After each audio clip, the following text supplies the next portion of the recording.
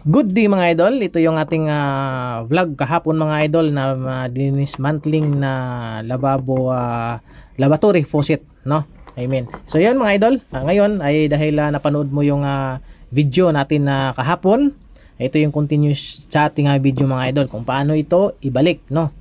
So ito lang mga idol, unahin natin yung top valve nya, yan. So yan, kanyang top valve, yan. So next ang kanyang handle to. So ikapit mo lang dito, kung makita may groove, ikapit mo lang kanyang ceramic.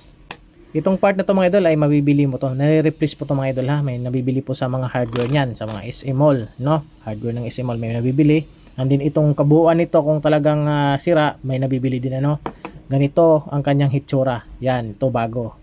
So yan, kung mag-DIY kayo, matyaga kayo, ibalik natin at ganito ang gagawin mga idol. Unahin mo yung ceramic na may groove, isalpak mo dito sa may groove din ng yan, diba? Din pag okay na, pasok mo dito sa may kanyang valve, hose valve, yan. Pasok mo, tulak mo lang mga idol, yan, hugutin mo rin yan. So ayan na siya mga idol, oh.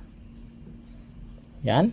So next natin mga idol ang kanyang desk, yan. So kailangan itong flat dito sa likod. Then isalpak natin dito sa may groove din niya, then groove din dito sa ceramic para steady siya, no. Salpak mo lang. Yan. Dindiin mo mga idol. 'Yun. So ayan na. Then balik mo yung kanyang rubber cap para hindi siya lalabas. Yun. So ganun lang mga idol. So ito, okay na. Yan. Then next mga idol ay ibalik mo na sa kanyang pinaka gripo. Pasok mo lang. Then higpitan, no. Ang gamit kayo ng pliers. Higpitan. Yan, pag okay na, balik mo yung cap. Yan. Then pasok mo lang dito. Yan. Then screw. Higpitan lang natin mga idol yung screw.